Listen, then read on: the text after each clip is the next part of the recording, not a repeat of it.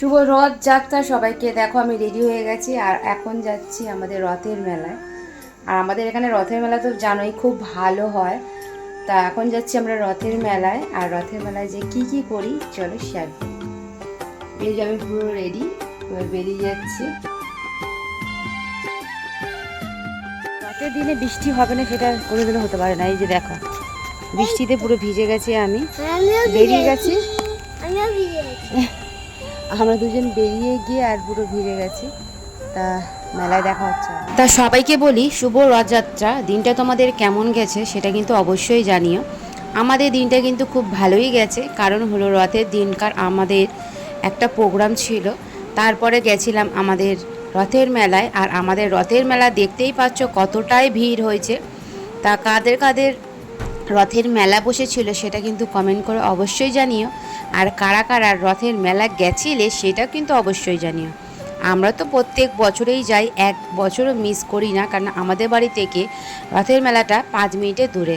খুব সুন্দর রথের মেলা হয়, দুখানা রথ হয় জানো তো। এই দুখানা রথ এতটাই পুরনো, মানে আমার জন্মের পর থেকেই আমি দেখে আসছি এই রথগুলো। আমাদের বাড়ির সামনে থেকে যায়, আর ছোটোবেলা থেকেই দেখে 4টে সাড়ে 4টের সময় আমরা দেখেছি এই রথটা সাজিয়ে আমাদের ঘরের সামনে থেকে টানতে টানতে যায়।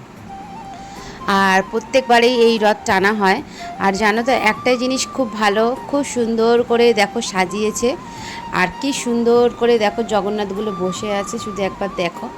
আর রাস্তায় যেতে যেতে দেখছি কত সুন্দর সুন্দর রথ সব বাচ্চাগুলো বের করেছে। এই রথটা দেখো একটা মানুষের থেকেও বড়, কত লম্বা একটা রথ। আর কি সুন্দর করে সাজিয়েছে যে কি বলবো। এই দেখো আর একটা বাচ্চা নিয়ে যাচ্ছে, কত সুন্দর রথ। আমাদের এইবারে রথটা বের করা হয়নি, তাই জন্যেই। আর এই যে চলে এলাম একটু বেহালা মা সিদ্ধেশ্বরীর কাছে। মার কাছে একটুখানি নমস্কার করে নিই। মাকে এত সুন্দর করে সাজিয়েছে। আর মায়ের মন্দিরের সামনে একটা রথ রেখেছে, দেখো কত বড়, কি সুন্দর করে সাজিয়ে রেখে দিয়েছে। আর জগন্নাথ দেবের দিন সুন্দর করে তো তাকে সাজাতেই হয়।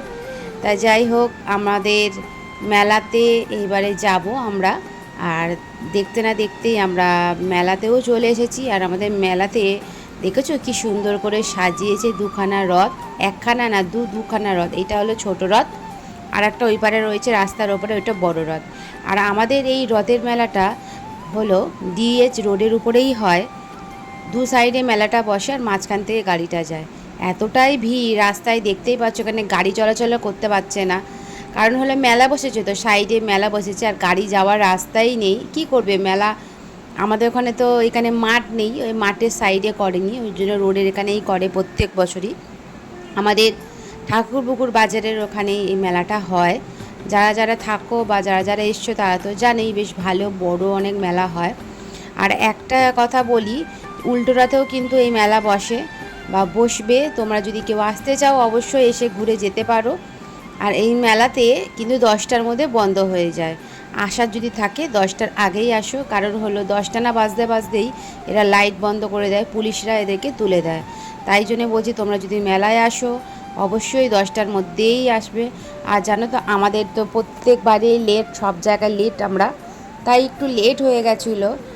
আর যেতে যেতে দোকান মোটামুটি অনেকটাই বন্ধ হয়ে গেছে, শুধু এই খাবারের দোকান কটা খোলা ছিল। আর মেলাতে গিয়ে আমরা কি কি খেলাম দেখো। আর মেলাতে গিয়ে জানো তো যদি জিলেপি না খাই তাহলে আর হয়। তা প্রথমে খেয়ে নিলাম ঝাল ঝাল ঘুগনি, তারপরে গরম গরম জিলেপি, তারপরে হলো পাপড়ি চাট, তারপরে হলো পাঁপড়। মেলাতে হলো পাঁপড়। ও আর একটা জিনিস খেয়েছিলাম হলো আইসক্রিম। এইটাই ছিল আমাদের মেলার খাবার দাবার। তারপরে মেলা থেকে আসছিলাম, ওখানে গাছ দেখতে পেলাম। আমি যেহেতু গাছ খুব পছন্দ করি, লেবু গাছ ভাবছিলাম একটা কিনবো, বাট কেনা হলো না। তারপরে চলে এলাম লাস্টে আমাদের যে রথটা ছিল তা সেইটাই সাজানো ছিল, সেটাকে এখন জায়গায় রেখে দিচ্ছে। তা ভিডিওটা কেমন লাগলো অবশ্যই জানিও। এটা আবার উল্টো রথে বেরাবে। ভিডিওটা ভালো লাগলে লাইক কমেন্ট শেয়ার করে দিও। সবাই ভালো থাকো।